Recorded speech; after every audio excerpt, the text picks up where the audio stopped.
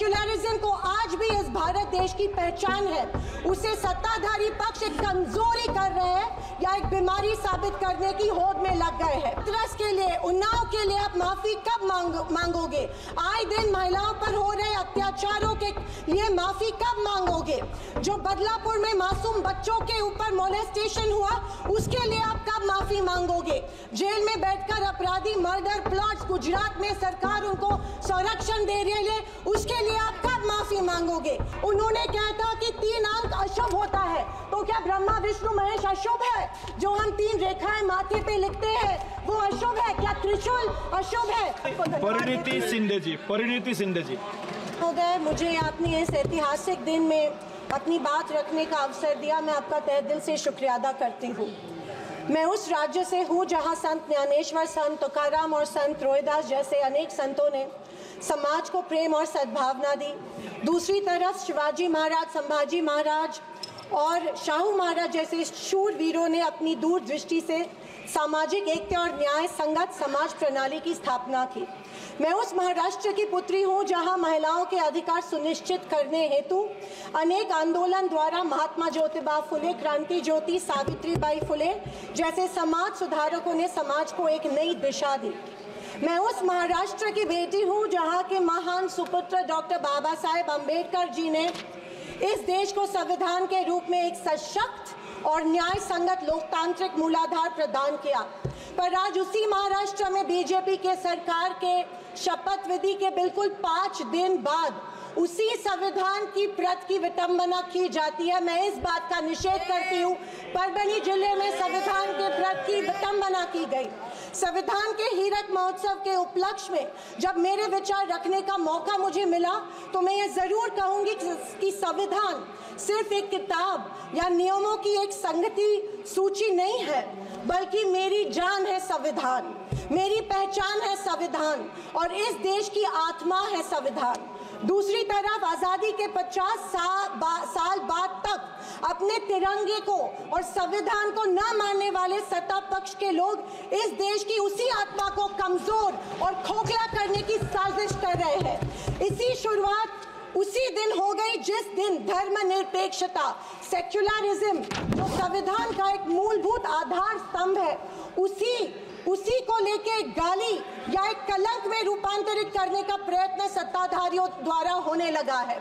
Secularism को आज भी इस भारत देश की पहचान है, उसे सत्ताधारी पक्ष एक कमजोरी कर रहे हैं या एक बीमारी साबित करने की होड़ में लग गए हैं।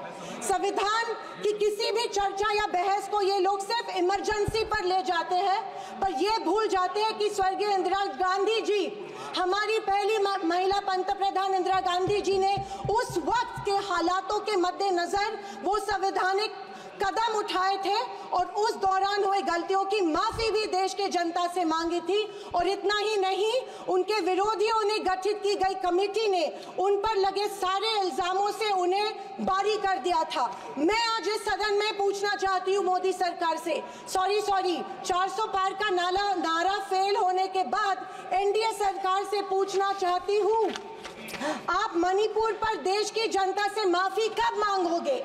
आप किसान आंदोलन में शहीद हुए 700 से अधिक किसानों के परिवारों की माफी कब मांगोगे? नोटबंदी के चलते हजारों लोगों के परिवार और छोटे कारोबार बंद हुए, उसके लिए माफी कब मांगोगे? हाथरस के लिए, उन्नाव के लिए आप माफी कब मांगोगे?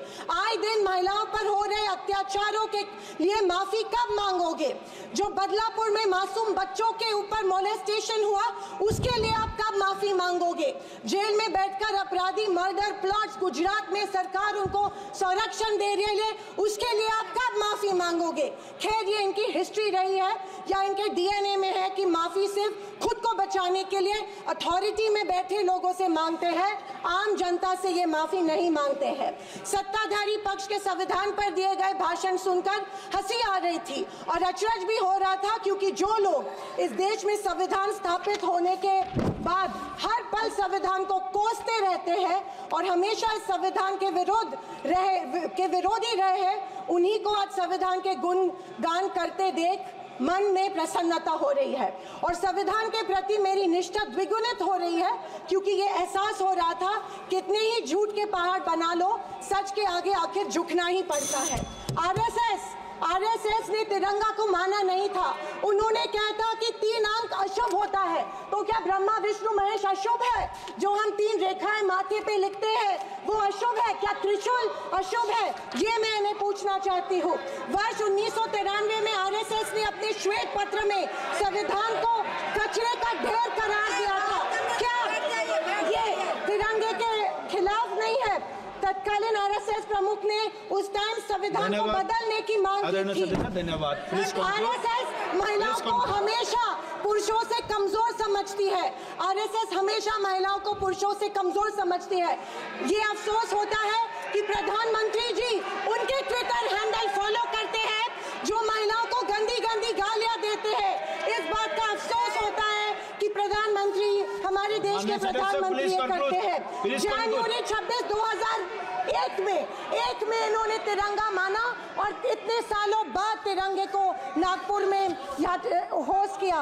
अध्यक्ष महोदय, मैं 2024 के लोकसभा इलेक्शन के बाद इन्हें एहसास हुआ कि संविधान को ज्यादा छेड़ेंगे तो सत्ता हाथ से निकल सकती है, इसीलिए अचानक संविधान के प्रति इनको प्यार उमड़ने लगा।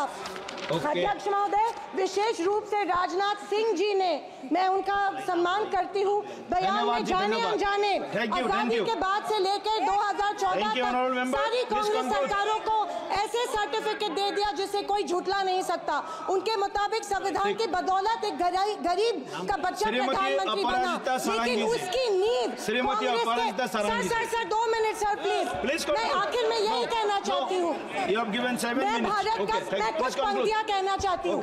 मैं भारत का संविधान हूँ, लाल किले से। अध्यक्ष महोदय, हिंदी की एक प्रसिद्ध कविता की कुछ पंक्तियों से। एक सेकंड, मैं भारत का संविधान हूँ, लाल किले से बोल रहा हूँ। मैंने तो समता सौंपी थी, तुमने फर्क व्यवस्था कर दी। मैंने न्याय व्यवस्था दी थी, तुमने नर्क व्यवस्था कर दी। हर मंजिल ठहरी कर डाली, गंगा भी मैली कर डाली। न्याय व्यवस्था भी रोती है, गुंडों के घर में सोती है।